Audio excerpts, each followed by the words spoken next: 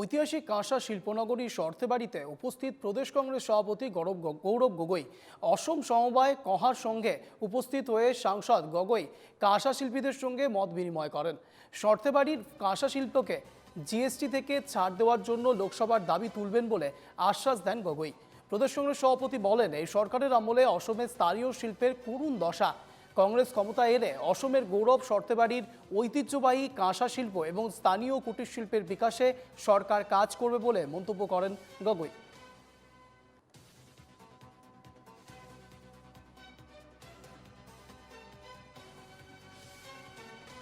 আজি দিনৰ পিছবেলা আমাৰ কংগ্ৰেছ দলৰ প্ৰতিনিধিসকল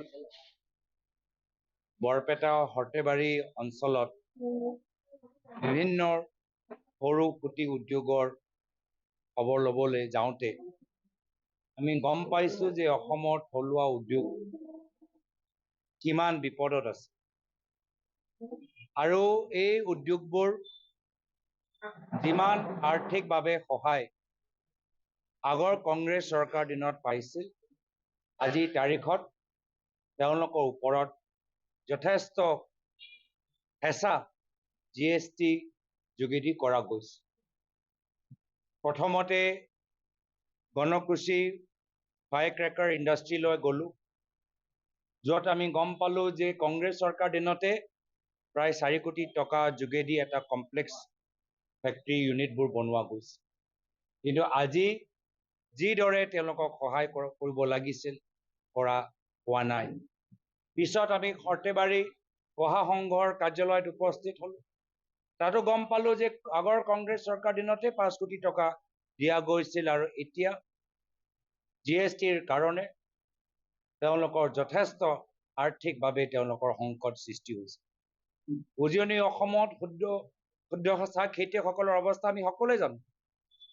তো আমি বাৰম্বাৰ প্ৰশ্ন কৰিবলৈ বিচাৰোঁ যে এই এডভান্টেজ আসাম যে অনুষ্ঠান যে চৰকাৰে আয়োজন কৰে, কাৰ বাবে কৰে?